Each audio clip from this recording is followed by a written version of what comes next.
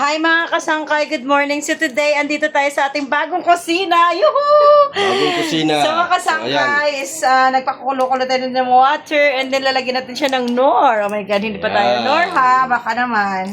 Ayan, Promote mo yung video namin. Pa-promote mo daw yung video ni So Kasangkay. ayan, dapat hugas naman ako ng kamay. Kaya it's free. Free o bacteria. So yun mga kasangkay. So dapat, So dapat ay masarap talaga. dapat ganito mga kasangkay magluto. So, laki ng ating kawali mga kasangkay. Kasi isang barangay itong kakain ito mga kasangkay. Laki ng mga kain nila. Imagine, isang kawa. Isang kawa. So ito talaga yung kawa. Hindi ng to basta-basta Kasangkay. mga kasangkay ang kakain ito. Kasi sa dami ng... Sa Ito dami yung luluto, kakain. inana kasangkay oh. Ano na? Bihon. Pansit. Pansit Na bihon. Robin Hood pansit with this one. Ano siya, Robin Hood? Bihon. Bihon na super bihon, te. Ari, ano ni paborito ko ang pansit na ano ni ang Robin Hood.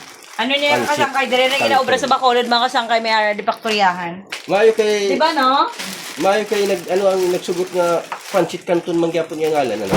Siyempre, pansit canton. Hindi kaya ang pansit kanton, di ba company na ang mga ano ba lang para sa mga pang-grocery ba? So yan, mga kasangkay yung ating laman ng ating so ang Ayan na, mga kasangkay. Mga kasangkay, mga 5 kilo tong manok kasangkay. Yan. Ang ganda kasangkay, ang yummy. Do you think kasangkay ang yummy nito?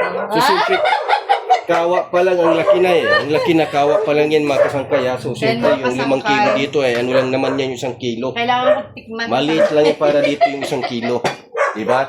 Ay, kawalan Yan. So, dahil dito tayo yung mga kasangkay sa ibang kusina naman, siyempre, ibang tanawin naman ito. Mga kasangkay, sunod sa kusina naman kaya tayo mapadpad. Sa sunod naman, sa ibang kusina naman ngayon dito muna sa isang kusina. So, matatapos hindi pa tayo nakakaluto ah. Hindi pa kumukulo yung ano ah. Pero dapat butangan pag So, ayan no. So, siyempre ay malapit na. Malapit na kumulo yung kawa. Hindi pa naluluto, ito kakainin mo na natin. Napakalaki kasi ng kawa mga kasangkay. Tatlong drum yung laman yan. Na tubig pa lang, tatlong drum, 3 oras na iniinit namin. Ang tagal. Ha? Tubig pa lang yan, 3 drum na. Kaya yung bisita, tubig pa lang busog na. So, yan no, mga kasangkay. So, tuloy-tuloy tayo ngayon sa pagluto. Ha? Mga kasangkay, yes. Tuloy. Wala si manager ayan Manager Merian. pamangkin niya ni Anabil Rama. Matapang pa ni Anabil Rama, pagalitan tayo, sikat tayo agad din. Mari unahon ang buhay-buhayan kay imo di mga naginabot puro lang ni Manug kaon. Kaon lang ginahulat kini kaon lang. Nakaaging yung Wala na mga kasangkay, malapit na talaga maluto. Ang tubig pa lang. Tubig pa lang. Isang tunay nga tagumpay, mga kasangkay. So pagkatapos niyan lutuin namin mga kasangkay, ito namin lalagayin namin lahat. To lagayin namin ito lahat para pagkain sa mga bisita kasi madami daw yun eh. Ilang trilyon, napakadami. Para sa kanila yung lahat. Itlog. So yun muna tayo mga kasangkay. Ha? Sinauha pa inyong kasangkay habang ay naghihintay tayo sa linuluto natin. So, ayan mga kasangkay ha.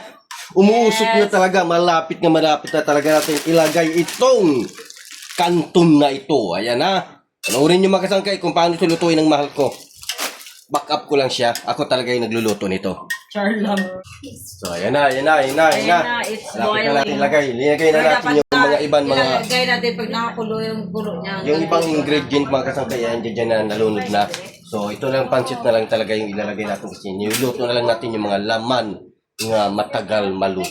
So ayan o mga kasangkay, so, tingnan natin maya para matikman natin yung lasa.